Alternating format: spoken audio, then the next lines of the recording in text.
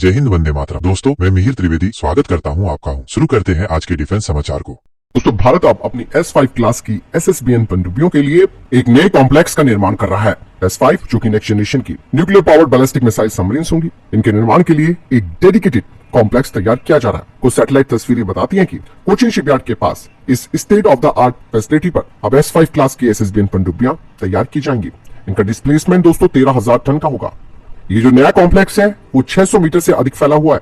मतलब साफ है कि यहाँ पर 3 S5 क्लास की पनडुब्बियां एक साथ तैयार की जा सकती हैं, लेकिन उन्हें फाइनल असेंबली के लिए बाहरी ड्राई डॉक पर ले जाया जाएगा। S5 क्लास की जो पनडुब्बियां हैं, जैसे मैंने बताया कि 13,000 टन का इनका डिस्प्लेसमेंट है, ये पनडुब्बियां अपनी पहली वाली जो आर्यन क्लास की SSBN है उनसे लगभग 2 गुना होंगी।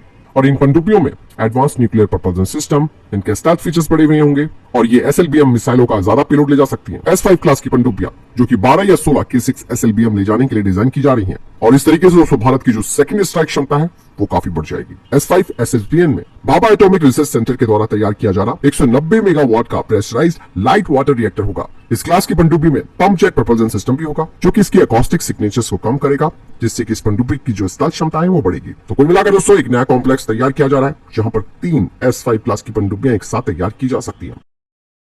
दोस्तों, भारत के विक्रम VT-21 की पहली झलक DRDO के अध्यक्ष के द्वारा एडवांस आर्मर्ड प्लेटफॉर्म व्हील्ड और ट्रैक का मेटल कटिंग समारोह आयोजित किया गया और इस state of the art infantry combat vehicle, जिसे कि टाटा एडवांस और भारत फोर्स के द्वारा बनाया जा रहा है, इस state of the art infantry combat vehicle class system को अक्टूबर 2025 में शुरू किया जाएगा। और ये DRDO और जो इंडस्ट्री पार्टनर्स है उनका एक कोलैबोरेटिव एफर्ट रहेगा, जिससे कि इसका जो डेवलपमेंट का टाइम है वो काफी कम हो जाएगा। वही दोस्तों, ALH ध्रुव हेलीकॉप्टरों को ग्राउंड करने के आदेश दिए गए हैं, क्योंकि ALH के साथ जो हाल ही में दुर्घटना हुई थी उसके कारणों की जांच पर अभी टीम लगी हुई है, लेकिन यहाँ पर भी फैसला आना बाकी है। तो इसी वजह से 3 महीने और ALH ध्रुव हेलीकॉप्टर जो है वो ग्राउंड रहेंगे। अब यहाँ पर दोस्तों प्रॉब्लम क्या है उसे लेकर जो बात सामने आ रही है वो ये है कि कहीं इंजन को लेकर इस हेलीकॉप्टर में कोई प्रॉब्लम तो नहीं आ गई है। और इंजन की अगर बात की जाती है तो उसका इंजन जो है वो फ्रांसीसी एरोस्पेस कंपनी साफ्रान और HCL के द्वारा बनाया जाता है, जो कि शक्ति इंजन है। ऐसे में कंपनी भी जांच के दायरे में आ रही है, क्योंकि दोस्तों ALH ध्रुव का ग्राउंड होना अच्छी बात नहीं है, क्योंकि इनके ग्राउंड होने से हमारी आर्म फोर्सेस को बड़ी समस्याएं आ सकती हैं। भले ही HCL के द्वारा इस हेलीकॉप्टर के लिए एक सुरक्षा समीक्षा शुरू जरूर की गई होगी, लेकिन जो शुरुआती कारण पता चलते हैं वो बताते हैं कि कुछ महत्वपूर्ण सिस्टम में बड़े इश्यूज आ चुके हैं, जिसमें कि पावर प्लांट और कंट्रोल मैकेनिज्म भी शामिल है। तो आप समझिए कि इंजन को लेकर भी ये बड़ी बात सामने आ रही है, इसीलिए शक्ति इंजन पर अब ध्यान केंद्रित कर दिया गया है। HCL ध्रुव को यही हेलीकॉप्टर पावर दे रहे हैं, क्योंकि दोस्तों साफ्रान हेलीकॉप्टर इंजन जिस शक्ति इंजन को तैयार करता है HCL के साथ मिलकर, वार्डिन 1H1 का डेरिवेटिव है।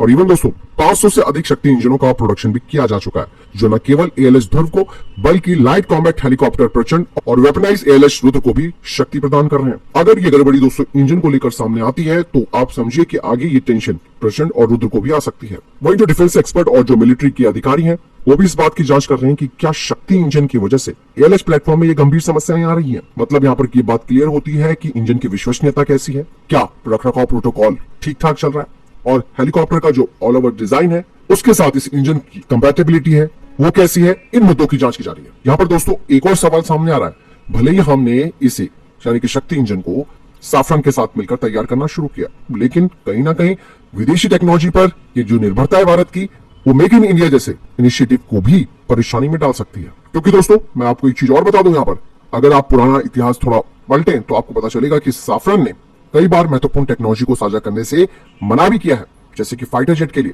रुके हुए कावेरी इंजन प्रोग्राम में की अगर बात की जाए तो काफी सारे सबूत हैं जो ये बताते हैं कि कोई भी देश आपका सगा नहीं होता है। क्योंकि दोस्तों ALH ध्रुव का इस्तेमाल राजस्थान के रेगिस्तान से लेकर लद्दाख के पूर्वोत्तर के उच्च ऊंचाई वाले क्षेत्रों में किया जाता है, और ग्राउंड होने का मतलब है हमारी ऑपरेशनल फ्लेक्सिबिलिटी पर एक बड़ा असर पड़ेगा, यानी कि सेना को फिर पुराने चीता चेतक हेलीकॉप्टरों पर ही निर्भर रहना पड़ेगा।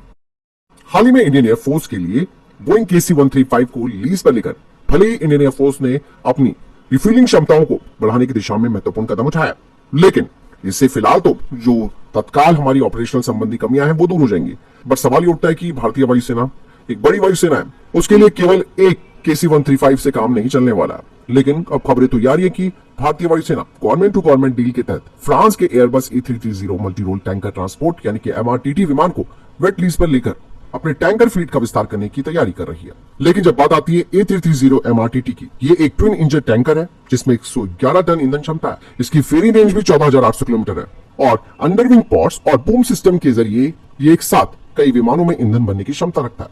इसलिए भारतीय वायुसेना अब A330 MRTT पर भरोसा दिखा रही है। वहीं दोस्तों अडानी डिफेंस को रशियन वेम्पेल के द्वारा सेलेक्ट किया गया है, जिसके तहत वो स्थानीय स्तर पर R-74E राय एयर टू एयर मिसाइल का निर्माण भारत में करेगी। R-74E एक एडवांस मिसाइल है R-73 सीरीज की। R-74E की कई खासियतें हैं, जैसे कि इसका डिजाइन सीकर पैकेज जो कि इसकी क्षमताओं को काफी बढ़ाता है। जहां दोस्तों R-73E का 45 डिग्री ऑफ बोर्ड साइट क्षमता है और 30 किलोमीटर रेंज है, तो वहीं जो ये नई R-74E है उसकी 40 किलोमीटर रेंज है और ये एक्सट्रीम एंगल्स पर भी अपने टारगेट को एंगेज कर सकती है, वो भी अपने सेंटर लाइन के 75 डिग्री। R-74 की सबसे खास बात यह है इसकी थ्रस्ट वेक्टरिंग क्षमता, जो कि इसे सुपीरियर मैन्युअलिटी प्रदान करती है। वहीं दोस्तों डेटा पैटर्न्स की तरफ से कहा जा रहा है कि इंडियन एयरफोर्स ने उनके हॉक J900 आईएसआर रडार पर अपना इंटरेस्ट दिखाया है, जिसे कि भारतीय वायुसेना के MiG-29 UPG फाइटर जेट्स में लगाया जाएगा। जहां भारतीय वायुसेना दोस्तों MiG-29 UPG के लिए इसे लगाने को लेकर बातचीत कर रही है। मतलब साफ है कि MiG-29 UPG का जो लाइफ एक्सटेंशन है वो 10 साल और बढ़ाया जाएगा। डेटा पैटर्न्स दोस्तों हॉकाई 900 के जरिए LCA तेजस मार्क 1 जैसे फाइटर जेट और एक्सपोर्ट बाजार में भी इसे लक्षित कर रही है। साथ ही ये DRDO के द्वारा तैयार किए जा रहे उत्तम आईएसआर रडार की अगेंस्ट भी इसे एक कॉम्पिटिटर के रूप में स्थापित करती है। हॉकाई 900 दोस्तों गैलियम टेक्नोलॉजी का फायदा उठाता है, जो कि हाई पावर एफिशिएंसी, एक बड़ी हुई रेंज और बेहतर थर्मल प्रदर्शन प्रदान करता है। भारतीय वायुसेना के पास वर्तमान में 59 MiG-29 UPG हैं, जो कि अभी तक जुक एमी पल्स डॉपलर रडार पर निर्भर है। उनकी रेंज 120 किलोमीटर है। लेकिन दोस्तों हॉकाई 900 लग जाने के बाद MiG-29 की क्षमताएं जबरदस्त तरीके से बढ़ जाएंगी और इससे जो MiG-29 की डिटेक्शन रेंज है वो 180 से 200 किलोमीटर तक बढ़ जाएगी। इससे MiG-29 UPG दोस्तों 4th जनरेशन प्लस स्टैंडर्ड में शामिल भी हो जाएगा। दोस्तों रशिया अब नेक्स्ट जनरेशन का मेन बैटल टैंक तैयार कर रहा है। इस टैंक में दोस्तों सबसे खतरनाक बात यह होगी कि ये एक जबरदस्त और शक्तिशाली मेन गन से लैस होगा, जो कि बहुत ही ज्यादा सटीकता के साथ दुश्मनों पर कहर बरपा सकता है। इस टैंक में बहुत ही घातक हथियार लगे होंगे, जो कि दुश्मनों के लो फ्लाइंग ऑब्जेक्ट को आसानी से खत्म कर सकते हैं। ये टैंक हर जगह ऑपरेट हो सकता है, पहाड़, मैदान और दलदल जैसे इलाके। टैंकों के लिए अब नई टेक्नोलॉजी विकसित हो रही है। रशिया का नेक्स्ट जनरेशन का टैंक ऐसे समय पर सामने आ रहा है जब दुनिया दोस्तों ड्रोन से लेकर आर्टिफिशियल इंटेलिजेंस की वजह से युद्ध क्षेत्र में आ रहे बदलाव पर फोकस कर रही है। अब रशिया के जो नए टैंक हैं वो ज्यादा मैनुअर होंगे, इनमें शक्तिशाली इंजन लगे होंगे, ये कई तरीके के गोले दागने में सक्षम होंगे, इनका आर्मर भी काफी मजबूत होगा और सबसे बड़ी बात है कि टैंकों के लिए मौजूदा समय में FPV और जो लॉइटरिंग मिशन है वो काफी खतरनाक रहे, लेकिन ये नया टैंक इनका मुकाबला करने के लिए अपनी क्षमताओं को भी प्रदर्शित करेगा। इस नए टैंक में दोस्तों एडवांस स्क्रीनिंग, बेहतर fire control system, electronic warfare system, active defence system लगाया जाएगा। वहीं अमेरिका और फिलीपींस के बीच एक बड़ी डील हो गई है। फिलीपींस जिसने भारत से ब्रह्मोस मिसाइल ली थी, उसे अब अमेरिका ने F-16 फाइटर जेट की खरीद को मंजूरी दे दी है।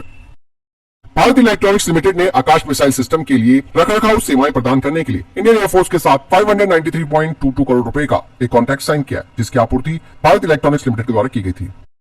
भारतीय नौसेना ने आज 6 megawatt medium speed marine diesel engine के डिजाइन और विकास के लिए messrs Kirloskar oil engine limited के साथ मेक 1 कैटेगरी के तहत एक परियोजना के लिए कॉन्ट्रैक्ट साइन किया। 270 करोड़ रुपए की इस परियोजना में 70% भारत सरकार के द्वारा वित्त पोषित होगा। इसमें 3 से 10 मेगावाट डीजल इंजन के लिए विस्तृत डिजाइन का विकास भी शामिल है। इंजनों का इस्तेमाल भारतीय नौसेना और इंडियन कोस्ट गार्ड के जहाजों पर किया जाएगा, जिसमें 50% स्वदेशी सामग्री के साथ प्रोटोटाइप डीजल इंजन शामिल है। वही दोस्तों पाकिस्तान ने जम्मू कश्मीर के पुंछ जिले में LOC पर बारूदी सुरंग में विस्फोट के बाद संघर्ष विराम का उल्लंघन करना शुरू कर दिया। हालांकि भारतीय सेना ने भी संघर्ष विराम उल्लंघन का जबरदस्त तरीके से जवाब दिया, जिसमें कि कई पाकिस्तानी सैनिक घायल भी हो गए और कुछ के मारे जाने की खबर भी है। हालांकि पाकिस्तान ने किसी के हताहत होने का जिक्र नहीं किया, लेकिन बताया जा रहा है कि दोनों पक्षों के बीच गोलाबारी में दुश्मन सेना के 5 जवान घायल हो गए। इस घटना के बाद ब्रिगेड कमांड लेवल की एक बैठक हुई, जो कि 75 मिनट तक चली। फिर दोनों पक्षों ने सीमाओं पर शांति बनाए रखने के लिए सहमति व्यक्त। आज की वीडियो में इतना ही। मिलते हैं दूसरी अपडेट के साथ। आपके लिए कमेंट बॉक्स खुला है। वीडियो को लाइक कीजिए, दोस्तों को शेयर कीजिए और चैनल को सब्सक्राइब करना ना